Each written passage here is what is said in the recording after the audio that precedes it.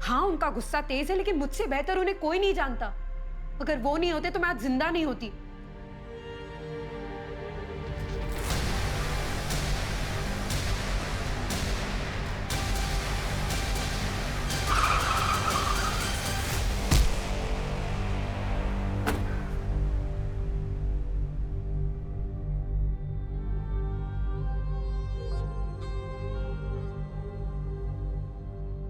आप ही सोचिए, जिसने मेरी जान बचाई, मुझसे शादी की, मुझे सहारा दिया, वो भला अपने बेटी की जान कैसे ले सकता है? अब मुझे आपसे कोई बात नहीं करनी है।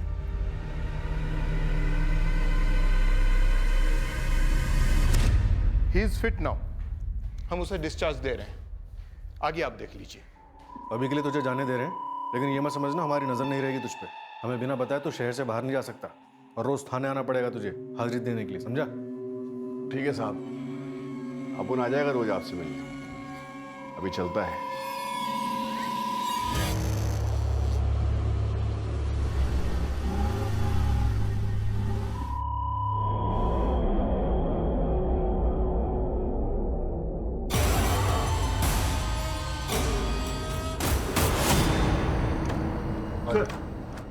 पिछले कुछ दिनों में आसपास के एरिया में जो कंकाल के अलग अलग टुकड़े मिलने के कंप्लेंट्स आ रहे थे, उसमें आज एक और बढ़ोतरी हुई है। किसी गाड़ी के नीचे कंकाल का सर मिला है। अभी तक जितनी भी हड्डियां मिली हैं सबको एफएसएल लैब में टेस्टिंग के लिए भिजवाओ और रिपोर्ट मंगवाओ।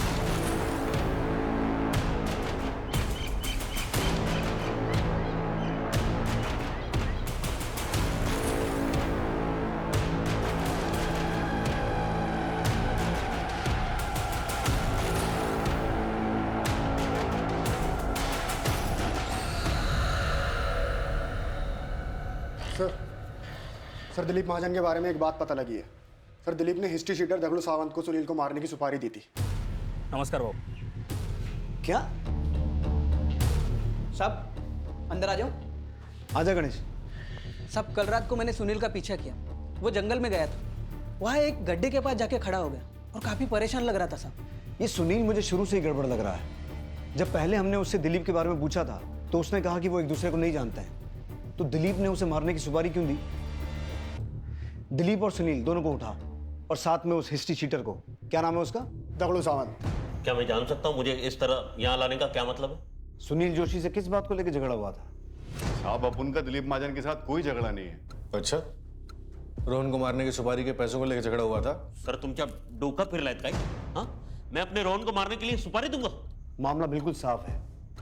तुम्हें रोहन पसंद नहीं था, उसका ना बोलना तुम्हें खलता था और तुम जानते थे कि सुनील रोहन और उसकी माँ का पीछा करता है। तुमने उसका इस्तेमाल किया, सुनील के हाथों अपने बेटे को मरवाया और तुम्हारा राज सामने ना आए इसलिए तुमने सुनील की भी सुपारी दी। अपुन बहुत सीधा साधा आदमी है साहब।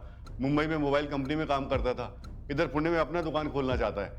साहब, अपुन कौन सा एंगल से आपको सुपारी लेने वाला लगता है साहब, वो भी छोटे बच्चे की? सर आप जानते हैं आप क्या बोल रहे हैं? मेरा बच्चा मरा है सर, और उसके कातिल को पकड़ने के बजाय आप मुझ पर शक करें। बार बार एक ही बात दोहरा रहे हो कि मैंने अपने रोहन की सुपारी दी उस सुनील को मारने के लिए। सर मैं 1000 बार कह चुका हूं कि मैं नहीं जानता हूं ये कौन है, सुनील बुनील जो भी है। नहीं जानता ना सुनील को? नहीं। ठीक है।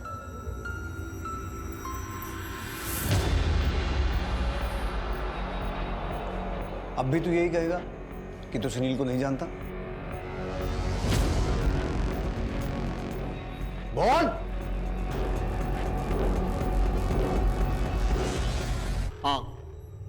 हाँ दी मैंने सुपारी, लेकिन उस साले की किस्मत अच्छी थी कि बच गया साला।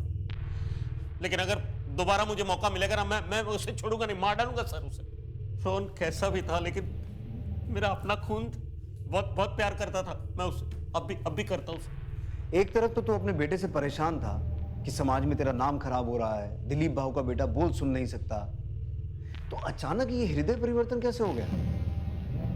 देख, मैं अभी भी बोल रहा हूं, सच सच बोल। सर मैं सच बोल रहा हूं। आप चाहे तो उनसे दगड़ू से पूछ लीजिए, हम उस तक पहुंचे उससे पहले कोई किसी और ने उस पर हमला कर दिया। हाँ साहब, और मैंने भी बोला ना साहब आपको कि मुझे सुपारी मिली थी, लेकिन मेरे से पहले किसी और ने काम कर दिया।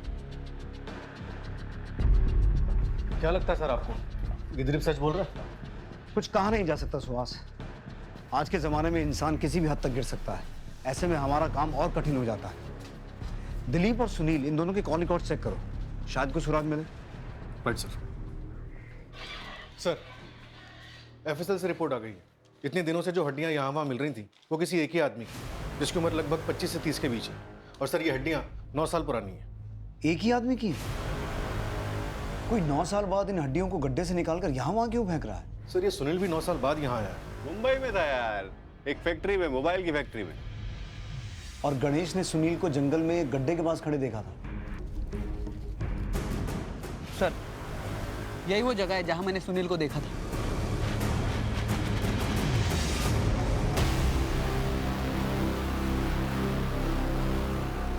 एक और हड्डी। सर 9 साल बाद इस तरह से हड्डियों को बाहर निकाला गया है। आखिर को करना क्या चाहता है? अपने राज को हमारे सामने आने से रोकना चाहता है। आसपास चेक करो। सुहास,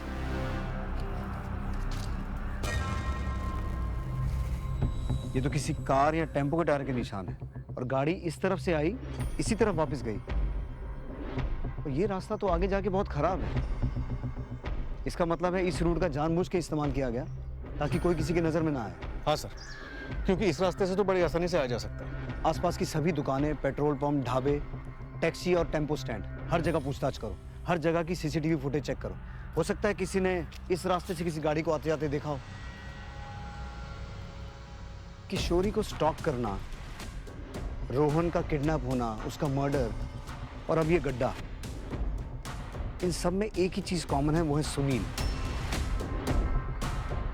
इस सुनील को एक बार फिर उठाओ और पिछले 9 सालों के जितने भी अनसॉल्व मिसिंग केसेस हैं सबकी फाइल मंगवाओ और इस हड्डी को फोरेंसिक जांच के लिए भेजो। पुणे पुलिस 9 साल पुराने कंकाल के अवशेषों के मिलने और 7 साल के रोहन महाजन के मर्डर के बीच की कड़ी को सुलझाने के बहुत करीब थी। एफएसएल यानी कि फोरेंसिक साइंस लेबोरेटरी की रिपोर्ट आने के बाद पुलिस ने 9 साल पुराने गुमशुदा लोगों के केसेस को चेक किया और 2 लोगों की पहचान हुई। सर 9 साल पुराने जितने भी अनसॉल्व मिसिंग केसेस हैं उसमें से ये केस हमारे प्रोफाइल से मैच करता है। 28 साल का गोकुल कदम। गोकुल कदम, इसकी फैमिली से मिलो, पता करो 9 साल पहले की इसकी क्या कहानी है। Right sir.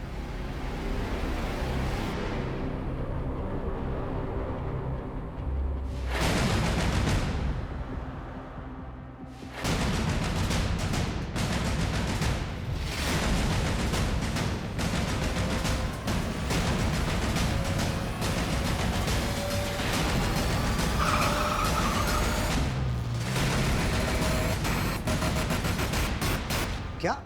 हाँ सर। तुम तो कह रहा था शादी नहीं करेगा। अरे यार करनी पड़ रही है, बाबा नहीं मान रहे थे। किशोरी की शादी 9 साल पहले इस गोकुल के साथ हुई थी और शादी के कुछ ही दिनों बाद यानी 21 मई 2010 को गोकुल घर से ये कह के निकला कि वो मुंबई को भाड़ा लेकर जा रहा है और आज तक घर वापस नहीं लौटा।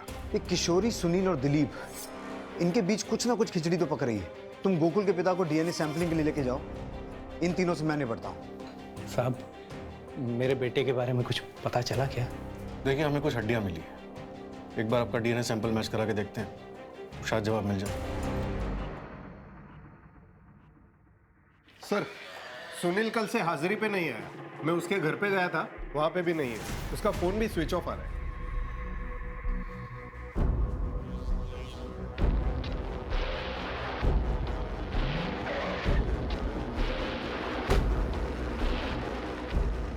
मेरे बेटे के कातिल का मिलना तो दूर, अब मेरी पत्नी भी गायब हो गई, फोन भी बंद आ रहा है उसका। क्या? कितने बजे निकली तुम्हारी पत्नी घर से? 2 बजे नहीं, 1 बजे। एक के बाद एक सारे हादसे तुम्हारे घर में क्यों हो रहे हैं? कहीं किशोरी को तुमने ही तो गायब नहीं किया है? मेरे बेटे के कातिल को ढूंढने के बजाय, मेरी पत्नी को ढूंढने के बजाय आप मुझे ही सवाल पे सवाल पूछे जा रहे हैं सर। वही बीवी जिसकी 9 साल पहले भी एक शादी हो चुकी थी और फिर एक दिन अचानक उसका पति गायब हो जाता है और फिर 1 साल के इंतजार के बाद तुम उसकी मांग में सिंदूर भर देते हो। तुमने क्यों शादी की उससे? क्या वजह थी? मुझे जो सही लगा वो किया मैं बताता हूँ कि तुमने किशोरी से शादी क्यों की। तुम पहले से ही किशोरी को पसंद करते थे या शायद तुम दोनों एक दूसरे को पसंद करते थे। बस उसके पति को मार दिया और कर ली शादी। और अगर रोहन की बात करें तो वो बेचारा बोल सुन नहीं सकता था। तुम उस पर भी अपना गुस्सा उतारते थे, उसे दूसरे बच्चों के साथ कंपेयर करते थे और अपने इसी गुस्से की वजह से तुमने एक दिन उसे मार दिया। और जब ये बात किशोरी को पता चली तो तुमने किशोरी को भी गायब कर दिया, या उसे भी।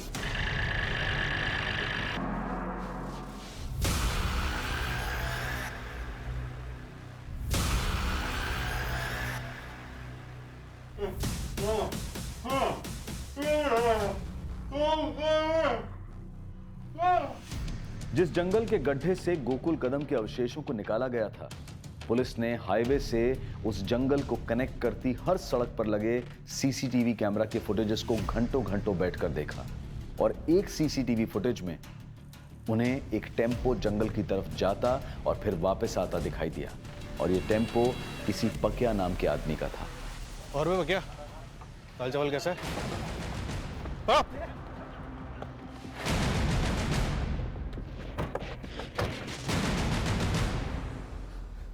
मुंह खोलने के लिए और टाइम चाहिए तो बाद में आता हूं। सब बताता हूँ साहब। सब एक आदमी ने मेरा टेम्पो किराए पे लिया था।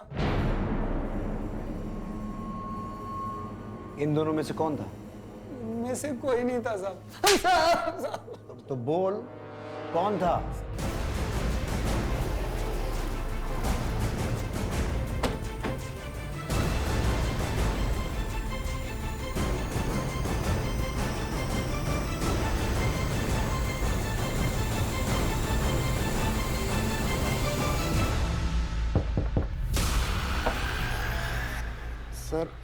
सर 2 दिन पहले पुलिस स्टेशन आई थी। कोई भी तो नहीं है मैडम? सर दिलीप ने हिस्ट्री शीटर दगड़ू सावंत को सुनील को मारने की सुपारी दी थी। आप लोग यहाँ पे? हमें नहीं पता था हमारे बीच रहकर इतना बड़ा खेल खेलने वाला हमारा अपना ही आदमी है। सुहास, तलाशी लो घर की।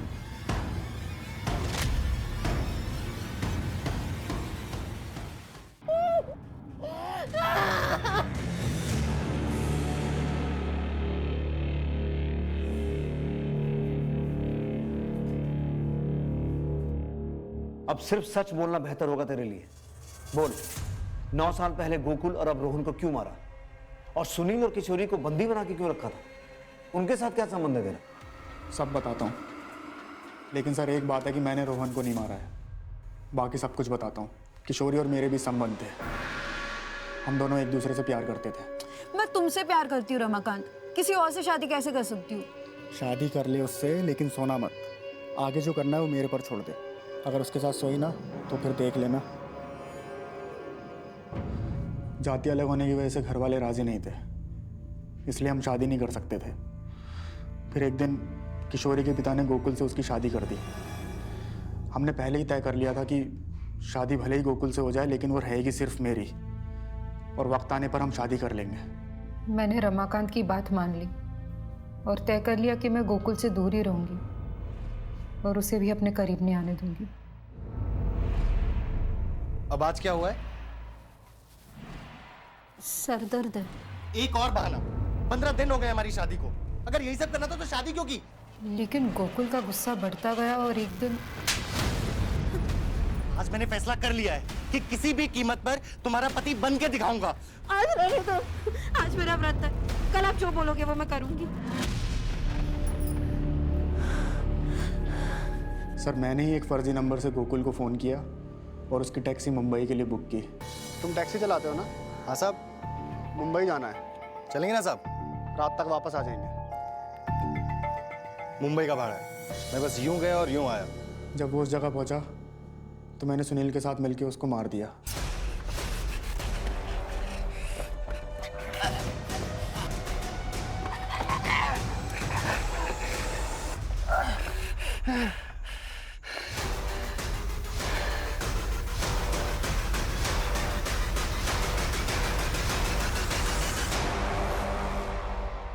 मैंने गोकुल की गाड़ी तालाब में धकेल दी थी। सब कुछ रफा दफा हो गया था। सुनील मुंबई चला गया था, पर मैं और किशोरी एकदम से शादी नहीं कर सकते थे। कहीं ना कहीं से हमारे ऊपर शक जा सकता था। मेरा पुलिस में सिलेक्शन हो गया। मैं ट्रेनिंग के लिए चला गया।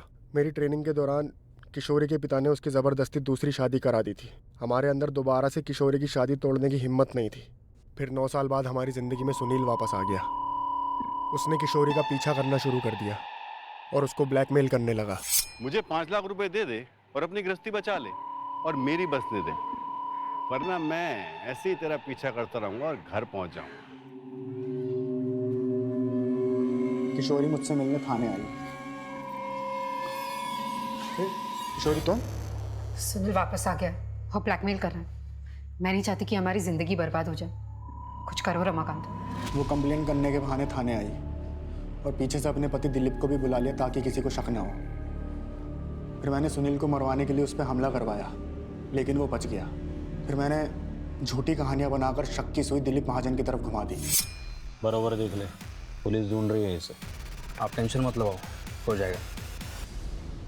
मैंने पूरी कोशिश की कि पुलिस सुनील को ना छोड़े, लेकिन उसके खिलाफ सबूत ना मिलने के कारण उसको छोड़ना पड़ा। मुझे पता था कि वो गोकुल की बॉडी को लेकर मुझे अब ब्लैकमेल करेगा, इसलिए मैंने 9 साल पहले दफन की हुई गोकुल की बॉडी को निकाल लिया और कंकाल के टुकड़े इधर उधर फेंक दिए।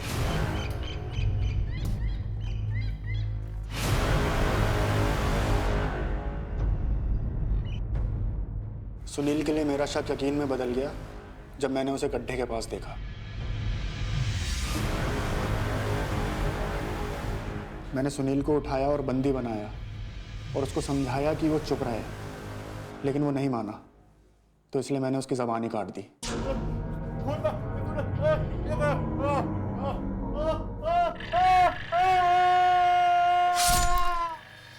और किशोरी के अपहरण के पीछे का क्या ड्रामा है? वो मुझसे मिलने आई थी, लेकिन वो गन ले आई। असल में सारी सच्चाई आपको ना बता दे, इसलिए मैंने उसको भी किडनैप किया।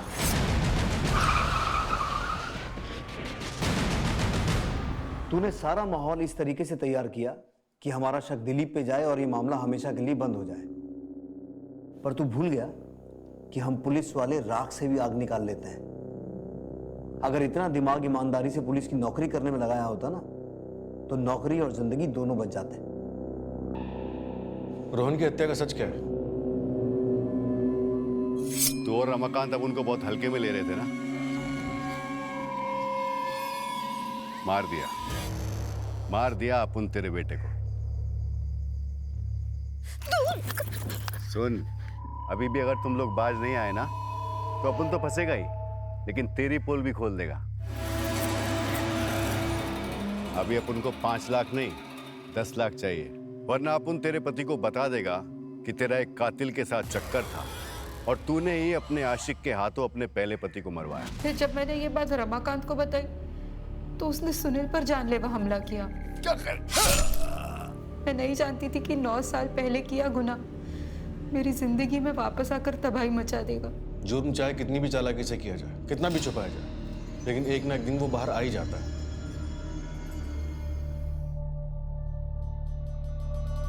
आत्महत्या करने की कोशिश ढूंढता क्या? हाँ, मेरे साथ इतनी जिंदगी गुजारने के बाद इतना सब कुछ छुपाया तो मुझे एक बार कहाँ होता, एक बार तो आज हमारा रोहन ना जिंदा होता। किशोरी, लेकिन तुम्हें तो ना मुझसे प्यार है, रोहन से, ना ही रामी से। ये सब झूठ है। मुझे आपसे सच्चा प्यार है और इसी सच्चे प्यार को खोने के डर से मैंने आपसे सब कुछ छुपाया। मुझे माफ कर दो।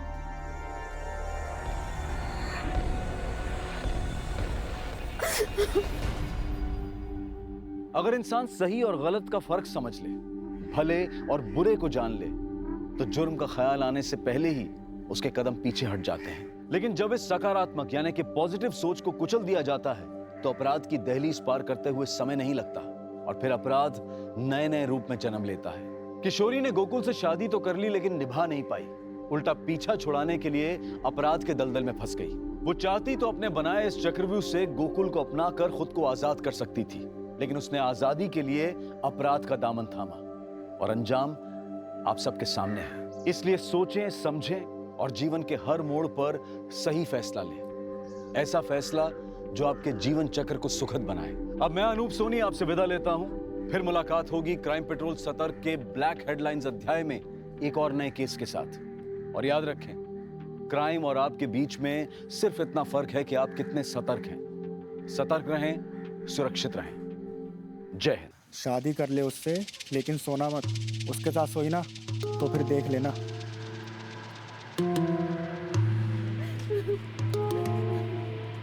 बाबा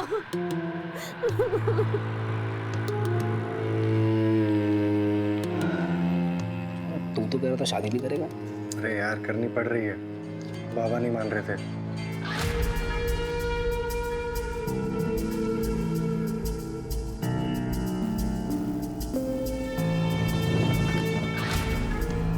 आओ सुन भाई। ये है तुम्हारा घर। आज गोकुल की माँ होती तो करती सारे रीति रिवाज। मैं तो स्वागत ही कर सकता हूँ।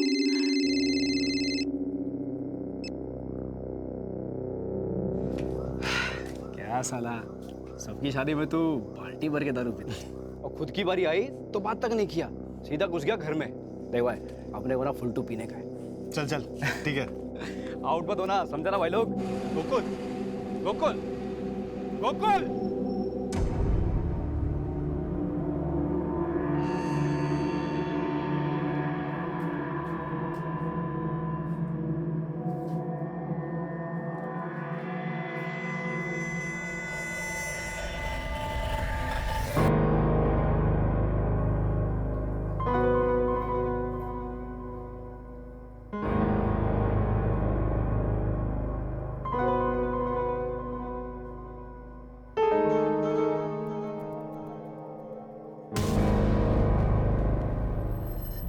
अब आज क्या हुआ है?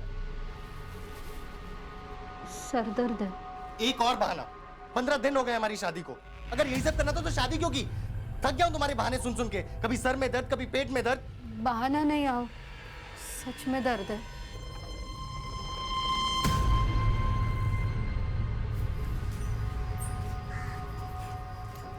आओ चाह।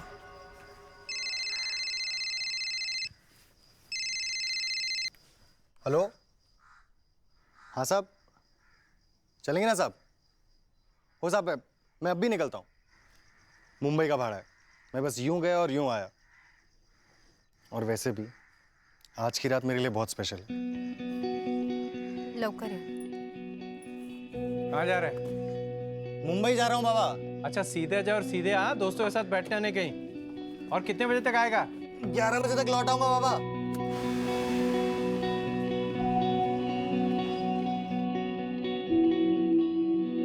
नहीं आया तुम्हारे पास भी?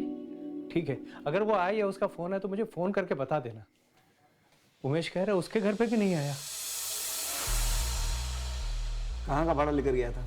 साहब बोल के गया था कि मुंबई का भाड़ा है, रात को 11 बजे तक लौट आएगा। कल सुबह से गया सब, अब तक नहीं आया।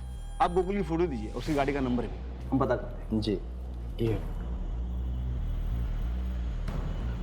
किशोरी और चंद्रकांत ने गोकुल को ढूंढने में कोई कसर नहीं छोड़ी। वो रोज इस आस में पुलिस स्टेशन के चक्कर लगाते कि शायद उन्हें गोकुल की कोई खबर मिल जाए, लेकिन हर बार उनके हाथ निराशा ही लगती। गोकुल की कोई जानकारी मिली? वही कह रहे थे, अभी तक कुछ पता नहीं चला। सब मेरी गलती है, मैं ही मनहूस हूं। मेरी कुंडली में ही कोई दोष है।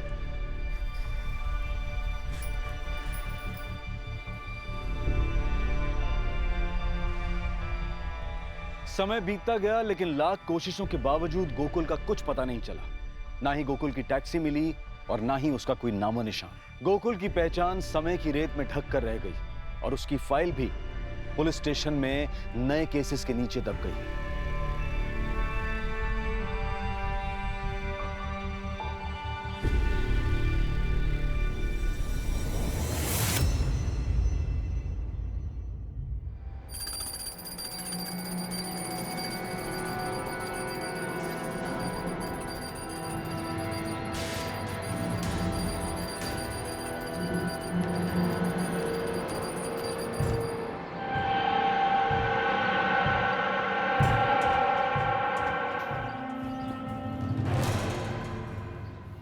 किशोरी, क्या कर रही हो ये?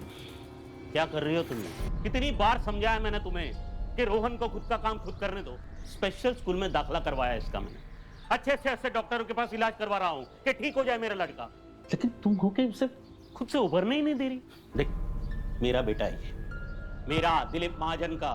वो खुद का काम खुद करेगा, खुद स्कूल में जाएगा, तैयार होगा, खुद अपने हाथ से दूध पिएगा। समझ तो ना तुला? हाँ बोल। हाँ ठीक है चल, ठीक है, ठेव ठेव। वो वाघमारे को बोल के रेती का ट्रक छुड़ाने के लिए बोलो। साइड पे काम अटका हुआ है।